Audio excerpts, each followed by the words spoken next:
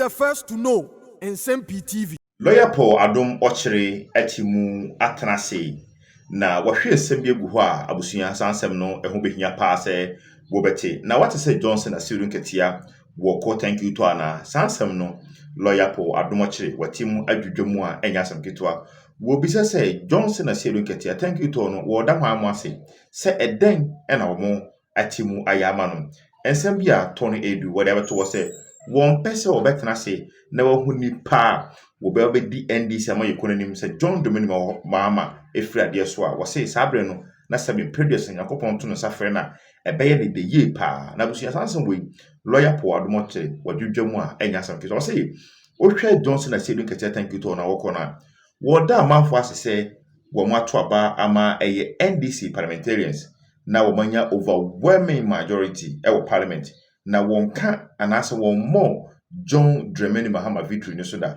wasi eno no e kyeresen mame no nko na ensem a Lawyer Paul Adom Otchere odi gu ho efa thank you to a Johnson Aseidu Nkeitiah woko no ase no wososo kopo TV yeba Nsem-Pii TV yinitifo ebeto aso. Now, my great friend Johnson Aseidu Nkeitiah has come up for controversy when he set out to do a thank you tour. What is he thanking people for? But this evening I was listening to radio and I got a sense of what he's doing. He has a case, and I'm going to put the case before you viewers.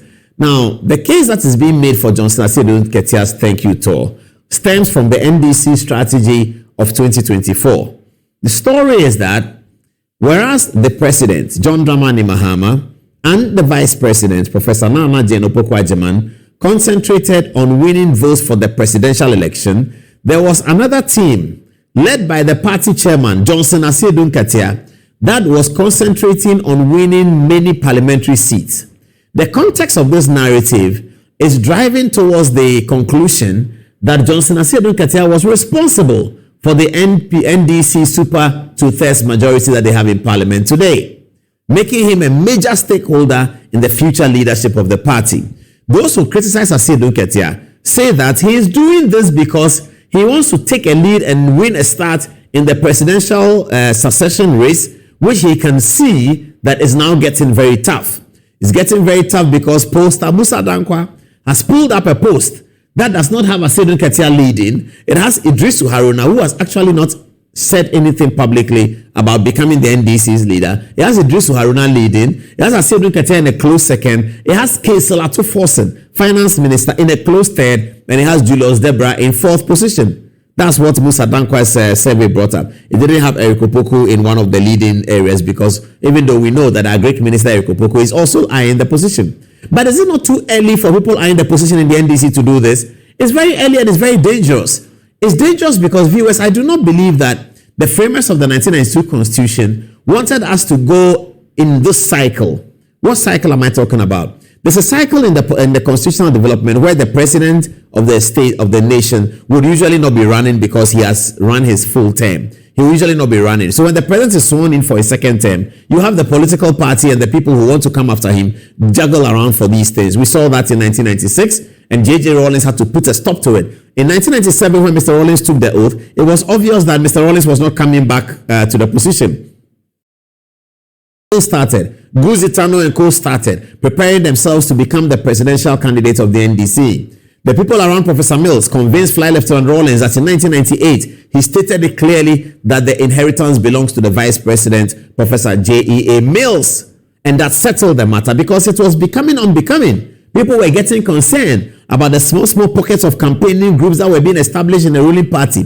But that happens every other election cycle because usually you would have the president go in a second term. If John Mahama was running a second term, there will be no conversations like this. There will be nothing like that. Everyone will know that the president is running a second term. But here's a president who is in a first term like a second term. So whilst Ghana has changed over a president in 2024, we should have been changing over again in 2032. Because we would have had a president who is running 2 terms. He may or may not win, but at least he's running 2 terms. So there's focus on the government, there's focus on the economy, there's focus on work. If he loses, he loses. But he is running. So internally, you don't have people with this divisive kind of attitude.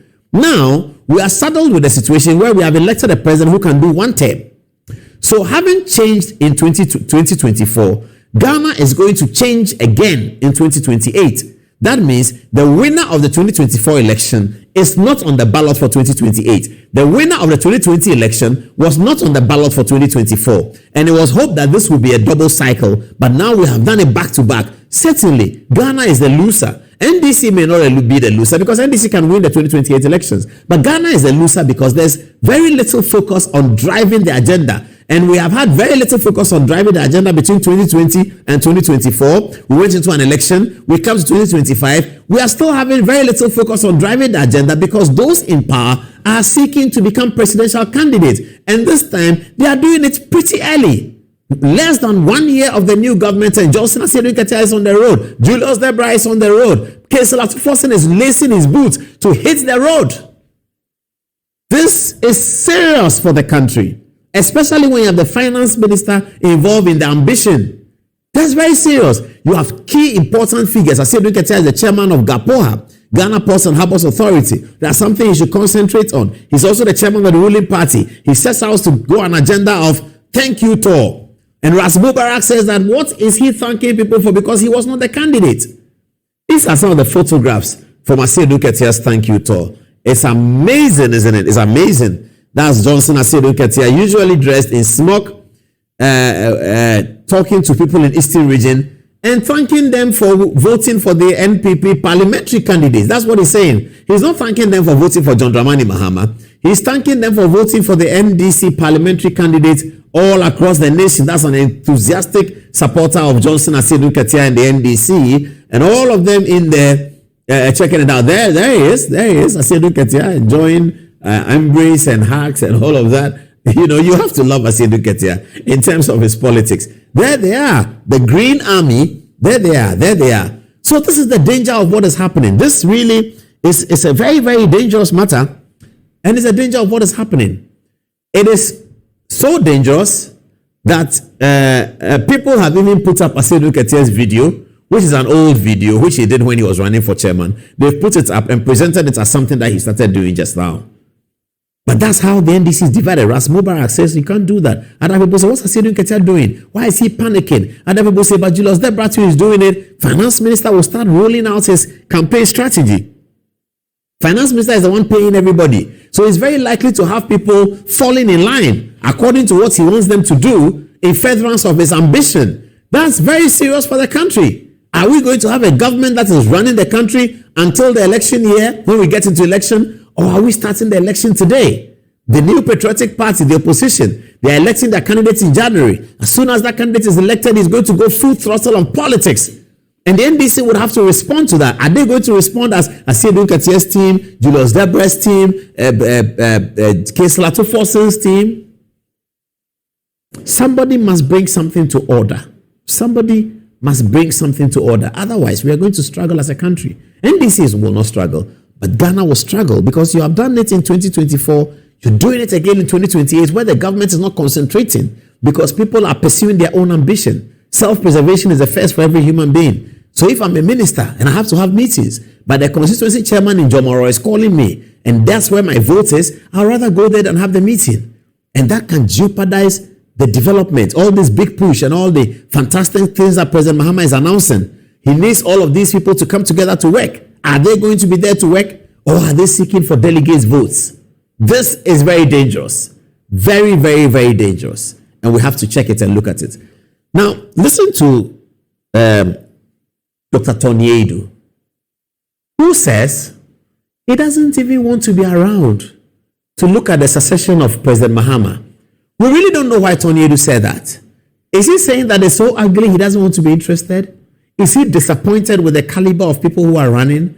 Is he disappointed with the process? But an NDC stalwart, as powerful as Joseph Tonyedu, former Minister for Defense, says that I'm not interested. I was so sad when I saw the video. Have a look at it.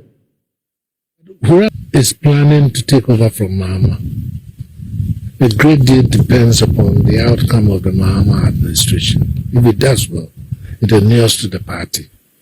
And therefore, it creates a wind on which the potential or the prospective person can ride. But I don't know. I don't want to be here. Maybe by the time it comes to that point, I will be gone. You don't want to see what happened to your party next? No. You don't want to be around to see? I don't want to. Senna, I'm old though. I try.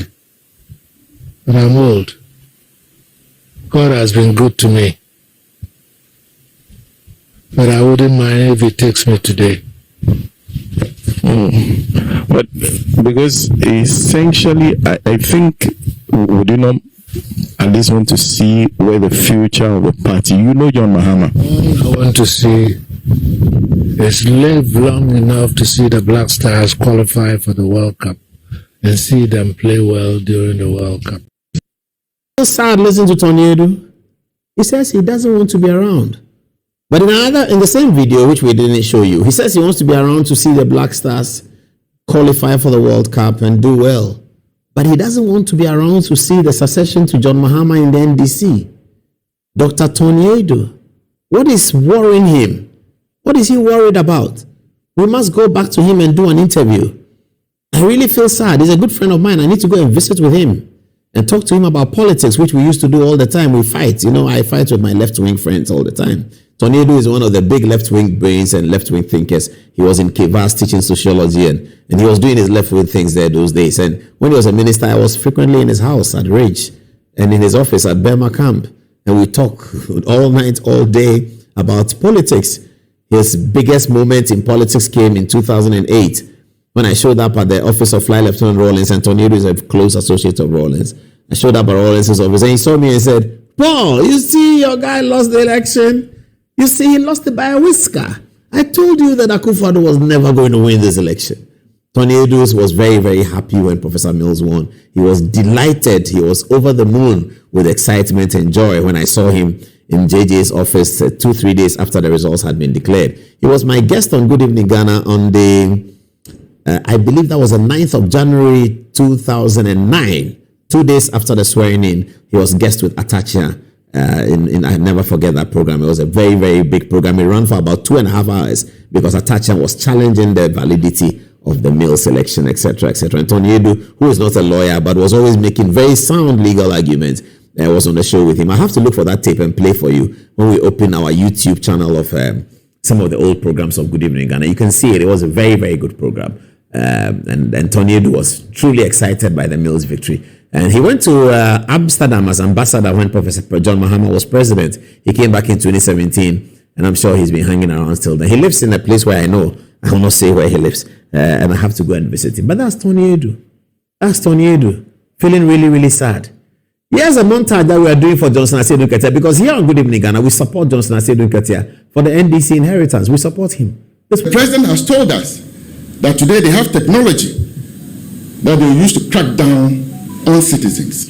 However, Your Excellency, the Signals Bureau that President Nana Addo Akufo-Addo established was for a good purpose, to protect the cyberspace of Ghana, its citizens, and not to persecute them.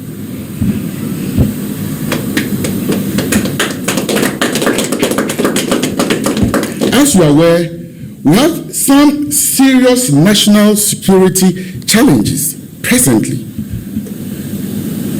Ghana is witnessing steady decline as far as security situation is concerned.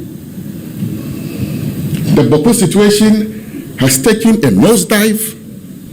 We have seen Benyiri where some 13 or so people were killed, with over 20,000 of our compatriots running into La Côte d'Ivoire. Recently, we saw clashes in Greater Accra where people lost their lives. In Sampa, there were disturbances and some police people were attacked, and pockets of it across the country. It is safe to say that security issues are becoming a problem in Ghana. And one would have thought that a serious government would deploy an agency like the Signals Bureau to monitor and deal effectively with anarchists and people who foment trouble in our society. But that is not the border of the NDC John Dramani Mahama government. Their border, their focus is on NPP, its members, how to persecute, how to kill political dissent, and shut down opponent voices. Ladies and gentlemen, our friends in the media, there's been a consistent pattern of arrest of people who align to the NPP. Let me give you a bit of a rundown. Aseidu Nkeitiah, a young man who made a post, was arrested just because of a Facebook post. Gordon Asare was arrested and no reason was given for his arrest. And this is a journalist. No reason whatsoever was ascribed for the arrest of Gordon Asare Bediakun. One evening, we heard news of the arrest of Okatachi Afifa Mensah, a young man who had just gone to write an exam and was leaving the campus, was accosted by men in 3 pickup vehicles, heavily armed to the teeth. Without any question, they bundled him and took him into custody. Whatever reason, nobody is told, because of his advocacy against the government. So the arrest of Sir Obama, because he posted a picture on social media with a certain caption that this weapon is in the hands of civilians. He was arrested, dehumanized, molested, and treated less of a Ghanaian because he's an NPP person. And God, being a just person, decided that what the young man had written, which in all intents and purposes was to draw the attention of national security, police, and everybody on happenings in the north, rather was picked up. Indeed, Sir Obama was not the originator of the picture. It has circulated on social media for a while before Sir Obama decided to post it. Guess what? The IGP himself led a high-powered police delegation to Boko in an effort to broker peace. His vehicle was shot at, I'm sure from a distance. I want to ask, if the post was a lie, where did those guns come from? Recently here in Greater Accra, I don't want to remind relatives of their pain,